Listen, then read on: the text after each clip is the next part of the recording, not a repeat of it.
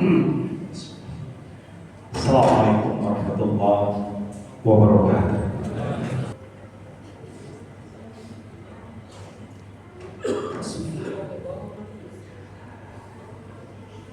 Innal hamdalillah nahmaduhu wa nasta'inuhu wa nastaghfiruh wa na'udzu billahi min shururi anfusina wa sayyiati a'malina. May yahdihillahu fala mudilla lahu wa may yudlil fala hadiya lahu.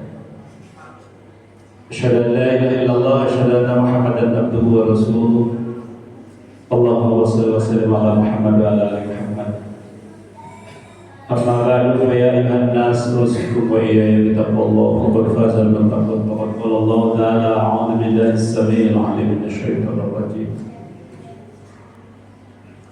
Ya ayyuhan nas u'budu rabbakum alladzi khalaqakum wal ladzina min qablikum la'allakum tattaqun.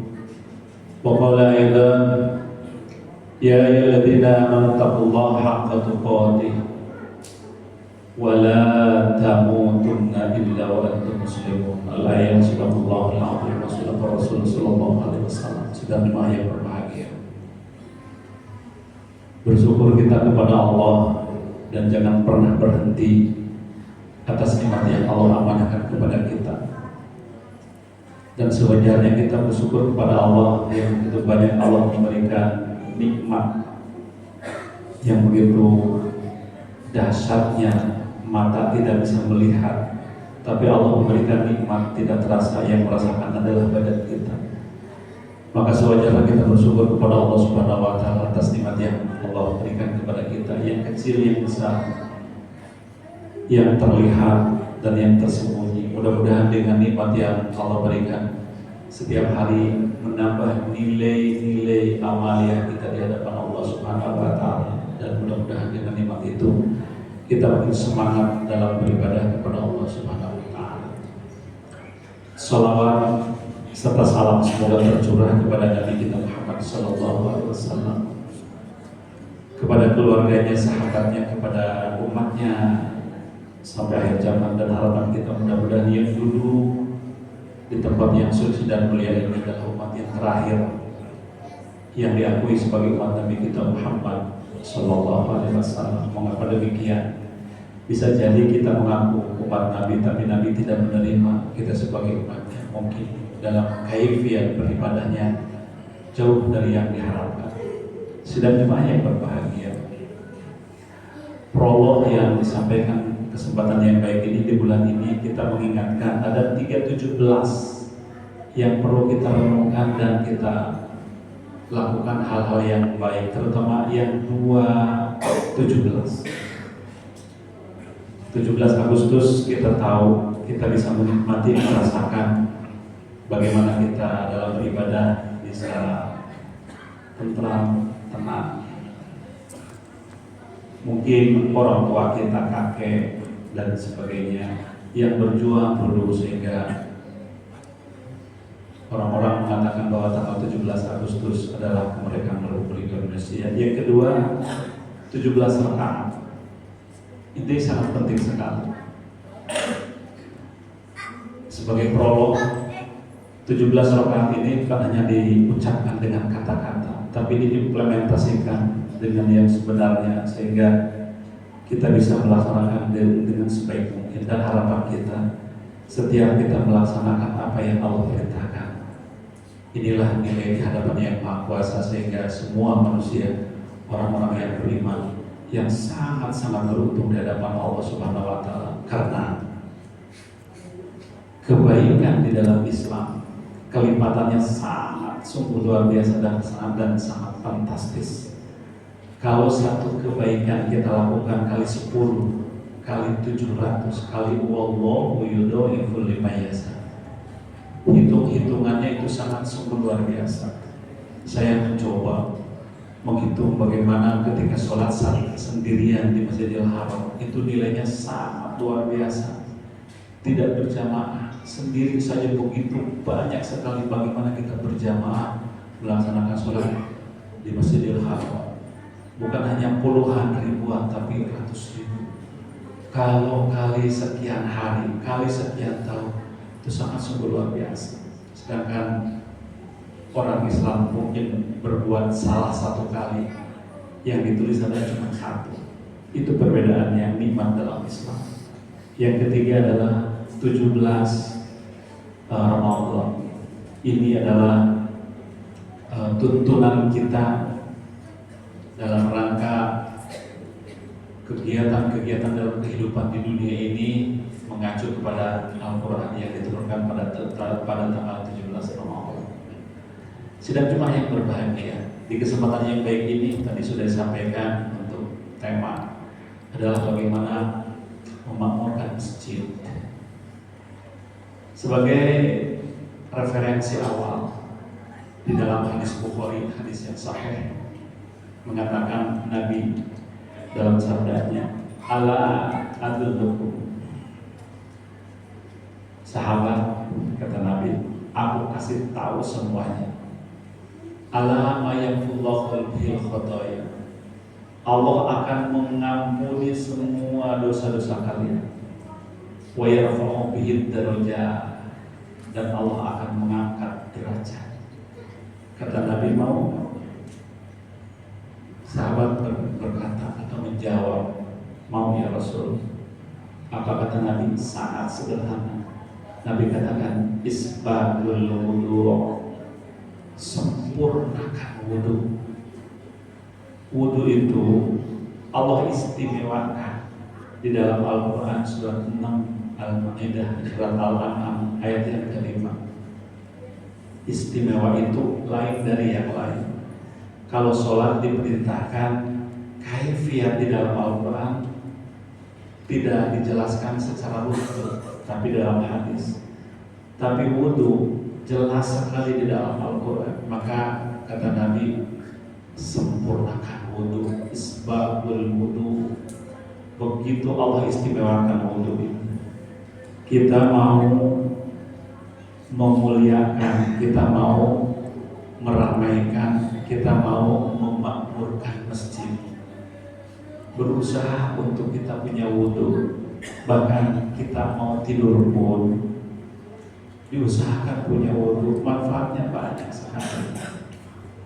Kalau kami paparkan tentang nilai atau pahala wudu, mungkin waktunya terbatas, tapi saya spill untuk memberikan satu motivasi kepada kita bahwa nilai wudu itu sangat sungguh luar biasa. Sidang jemaah yang berbahagia, maka sederhana sekali tingkat perintah yang disampaikan oleh Nabi kita Muhammad SAW, dan tidak berat dan kita mampu. Tapi terkadang dalam implementasinya melaksanakan wudu aja kadang-kadang hanya sebatas hal-hal yang tidak diharapkan. Kata Allah dikatakan dalam ada kata ilal marafiq, lebihi sikut atau melebihi sikut pada saat dibasuh sikut. Kita kadang-kadang sebelum sikut sudah selesai. Kalau kita kaji dalam kitab, ada salah satu anggota wudu tidak kena air disengaja, fantastis sekali. Dosanya itu bukan hanya dosa biasa. Oleh karenanya menyempurnakan wudu adalah satu perintah oleh Nabi untuk kita dalam beribadah, melaksanakannya bisa sempurna dan Allah terima. Harapan kita seperti itu. Sudah jemaah yang berbahagia, kalau kita cerita bagaimana memakmurkan masjid. Masjid itu alat takwa. Kalau kita cerita masjid itu tempat sujud. Nabi katakan ulil ardi fil masajid, seluruh hamparan bumi itu adalah tempat sujud. Masjid ini adalah bangunan, karena tempat ibadah, maka kita sepakat mengatakan ini tempat sujud. Padahal seluruh hamparan bumi adalah tempat sujud. Oleh karenanya di mana saja kita berada, waktunya harus sujud, maka sujudlah kepada Allah Subhanahu wa taala. Hadirin sidang jemaah yang berbahagia, di dalam Al-Qur'an surah yang ke-9 atau surat At-Taubah dan ayat 107, ini salah satu mengingat kepada kita, kata Allah, A'udzubillahi samii'il 'aliim minasyaitonir rajim. Innama ya'muru masajidallah man amana billahi wal yawmil akhir wa aqama shalah wa ata zakah wa lam yakhsha illa Allah fa'asa ulaika ayakunu minal muhtadin. Rujukannya adalah bagaimana kita supaya diberi petunjuk oleh Allah Subhanahu wa taala. Di ujung ayat itu kata muhtadin itu adalah bagaimana Allah memberikan satu petunjuk kepada kita yang baik, yang manfaat. Yang pertama adalah kita sebagai manusia yang beriman kepada Allah, hanya kita lakukan perintahnya. Karena Allah Subhanahu wa taala yang sering orang mengatakan judulnya Rahman Rahim Allah. Bahkan di dalam Asmaul Husna sering kita dengar kata Allah, walillahil asmaul husna. Aku mempunyai nama-nama yang baik. Fad'uhu biha, mintalah dengan itu. Pada saat ini kita meminta, memohon kepada Allah, dan doa-doa yang kita panjatkan, kita mohonkan kepada Allah, harapan kita minta dikabulkan apa yang kita minta. Sedang jemaah yang berbahagia, dengan rahmat rahimnya Allah, doa-doa kita itu sangat sungguh luar biasa. Padahal Allah yang menciptakan Al-Quran. Kita buktikan dulu salah satu contoh doa yang sering kita baca di dalam surat yang kedua, Al-Baqarah ayat 286. Ayat itu ada semacam human interest, ada berdialog dua arah. Rabbana la tuzigh qulubana ba'da idh hadaitana wa hab lana min ladunka rahmah. Itu dialog manusia. Rabbana, kata manusia, la tu'akhidna, memohon kepada Allah, jangan kami hukum apa yang kami perbuat, padahal belum dilakukan perbuatan itu, tapi sudah meminta kepada Allah untuk tidak dihukum. Bayangkan.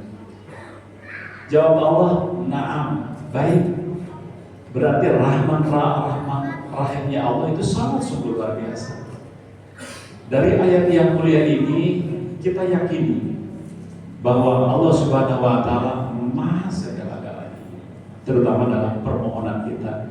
Yang jadi permasalahan adalah bagaimana permohonan kita ini dikabul oleh Allah pada saat kita minta, atau dikasih jeda atau interval. Ini yang menjadikan kita tidak tahu.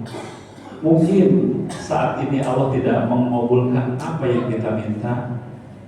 Mungkin juga barangkali diberikan kepada anak kita, cucu kita, yang akhirnya nanti akan bersatu di dalam satu tempat yang indah ketika kita sudah meninggalkan dunia ini. Di dalam surat Al-Jumu'ah sering kita dengar, wasiqal ladzina taqaw rabbahum ilal jannati zumara. Pada saat itulah Allah menyatukan kita dan keluarga kita serta saudara-saudara kita masuk ke dalam surga bersama-sama. Bisa saja itu dari doa-doa yang mulia dari anak dan cucu kita. Hadirin sidang jemaah yang berbahagia, supaya kita mendapatkan petunjuk dari Allah Subhanahu wa taala dengan memakmurkan masjid berawal dari hati. Lalu dari masjid apa yang kita lakukan? Banyak sekali. Membaca Al-Quran, zikir, tahmid, tahlil dan sebagainya. Itu nilainya fantastis sekali. Sampai digambarkan oleh Nabi bagi orang-orang yang sering memakmurkan masjid yang di dalamnya adalah membaca ayat-ayat yang suci. Dalam hadis yang sering dikatakan, masalul mu'minin yang qra'ul Quran kamasalil utrujah. Bayangkan perumpamaan orang yang beriman. Orang beriman itu sering membaca Al-Quran, diibaratkan orang yang sering membaca Al-Quran di dalam masjid kalau disepertikan seperti buah utrujah. Buah utrujah di Indonesia nggak ada, tapi rihuha thayyib wa ta'muhu thayyib. Kalau dicium wangi, kalau dimakan manis.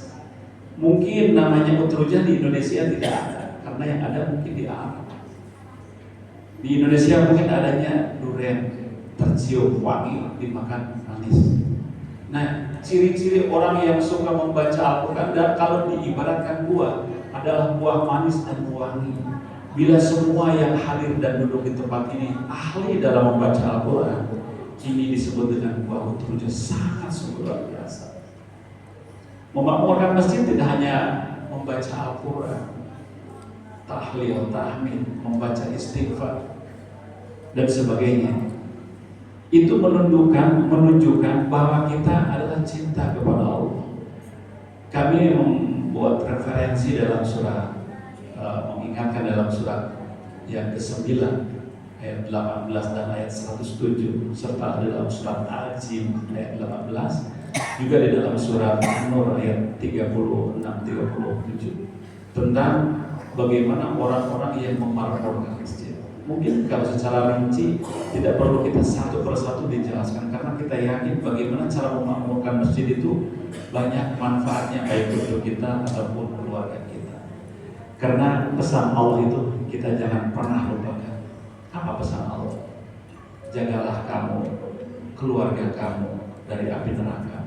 Kalau itu sudah dilaksanakan, insya Allah jangan kita enak selalu di masjid, tapi kadang-kadang di luar nalar kita, anak nggak tahu kemana gitu ya, nggak tahu ibadah dan sebagainya, sehingga beban bukan di dunia saja tapi di akhirat. Oleh karena sudah lumayan berbahagia di kesempatan yang mulia ini, kami hanya mengajak bagaimana cara memakmurkan masjid. Saya yakin setiap masjid mempunyai kiat-kiat dan kaifiat tertentu, bagaimana masjid ini benar-benar dipakai untuk beribadah kepada Allah. Mudah-mudahan sebelum itu yang kami sampaikan bermanfaat. Barakallahu li wa lakum fil Qur'anil Karim wa nafa'ani wa iyyakum bil ayati wa dzikril hakim wa taqabbal minna wa minkum tilawatahu innahu was-sami'ul.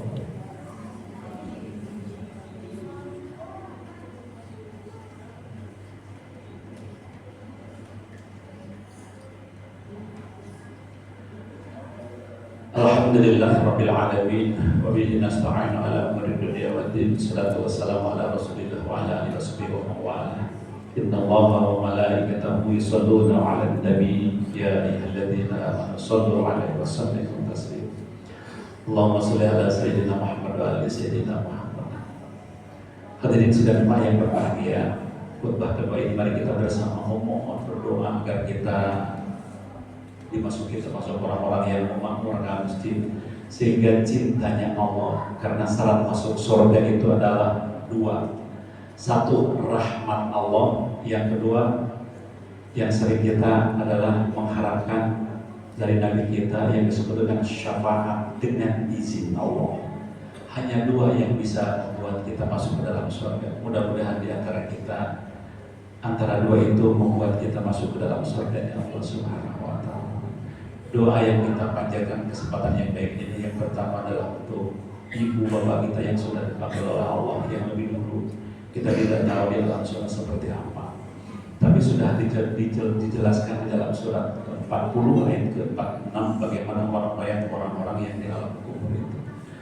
Mari kita bersama berdoa agar orang tua kita yang sudah dipanggil Allah berikan tempat yang indah, yang layak di dalam atau di sisinya atau di dalam surga. Dan mudah-mudahan kita yang akan datang kalau dipanggil oleh Allah, Allah selamatkan dunia dan akhirat. Allahumma ighfir lil muslimin wal muslimat wal mu'minin wal mu'minat al ahya'i minhum wal amwat bi rahmatika ya arhamar rahimin. Rabbi zalamtu nafsi faghfirli Rabbana ighfirli wa li walidayya wa lil mu'minina yawma yaqumul hisab.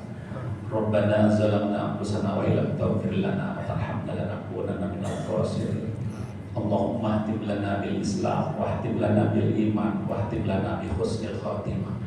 Allahumma la tada' lana damban illa ghafartahu ya Allah. Jangan sisakan dosa sekecil apapun yang pernah kami perbuat, illa ghafartahu, kecuali Kau ampuni kami.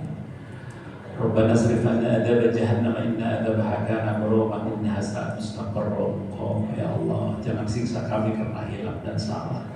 Engkau Maha Pengampun, Maha Pengasih, Maha Penyayang. Ampuni kami ya Allah, ibu bapak kami, orang tua kami, saudara-saudara kami, juga yang hadir pada saat ini melaksanakan sholat Jumat. Engkau Maha segala-galanya ya Allah ya Arhamar Rahimin.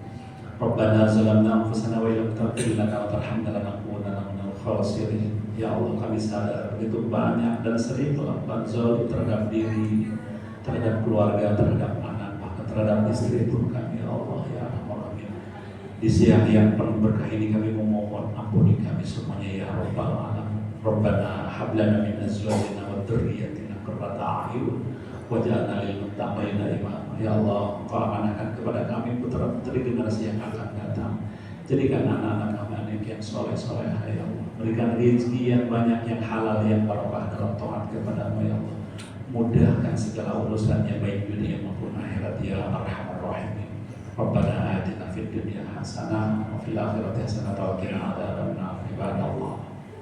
Innallaha ya'muru bil 'adli wal ihsani wa ita'i dzil qurba wa yanha 'anil fahsya'i wal munkari wal baghi ya'idhukum la'allakum tadhakkarun.